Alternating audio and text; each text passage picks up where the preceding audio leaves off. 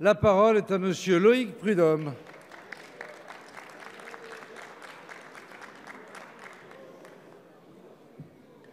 Merci, Monsieur le Président. Monsieur le ministre de l'Économie, Ford vient d'annoncer la fermeture du site de Blanquefort au 1er septembre 2019, refusant la reprise par le groupe Punch Powerglide. 847 emplois seront supprimés dans 10 mois. C'est une catastrophe économique et sociale. Le choix de Ford entre reprise et fermeture s'est fait sur un seul critère, payer le moins possible. Depuis des jours, on entend les réactions outrées et faussement naïves des responsables politiques. Je cite, « honte, trahison, décision immorale ». Qui a jamais pu croire qu'une multinationale agissait par moralité ou éthique alors que seuls les profits des actionnaires comptent? Ford, c'est 7 milliards de bénéfices en 2017 et plus de 100 millions de subventions publiques perçues depuis 10 ans. Ford, c'est le symbole de votre absence de vision industrielle. Vous pensez que la compétitivité est un objectif où il faudrait s'aligner avec l'Autriche, sa semaine de 60 heures, ou encore avec la Bulgarie et son SMIC à 261 €. Puis vous faites mine de pleurer les conséquences d'une politique que vous défendez. Vous en avez fait l'aveu dans la presse, Monsieur le ministre. Les dirigeants de Ford ne vous répondent même plus au téléphone. Vous qui parlez de bon sens, les grands patrons, du bon sens des grands patrons, en voilà la réalité en 2 points. 1, vous n'êtes pas un interlocuteur valable pour eux. 2, ils s'en vont avec des millions d'euros d'argent public dans la besace. Vous voulez sauver des emplois? Cessez les faveurs aux actionnaires. Elles génèrent la désindustrialisation du pays depuis des décennies.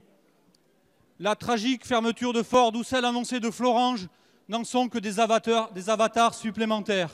Nous avons besoin de produire des aciers de haute qualité en France. Monsieur le ministre, allez-vous enfin vous emparer de la question en nationalisant temporairement ces usines pour permettre l'installation de repreneurs? Pour Ford ou Arcelor, dans ce contexte de nécessité publique, une loi y suffirait. Le Conseil constitutionnel le confirme. Les salariés n'ont que faire des larmes de crocodile et des regrets d'élus inefficaces. Il faut des actes maintenant. Merci, chers collègues. La parole est à Monsieur Olivier Dussopt, secrétaire d'État auprès du ministre de l'Action et des Comptes publics. Merci, Monsieur le Président. Monsieur le député, vous posez la question de la reprise du site Ford à Blanquefort.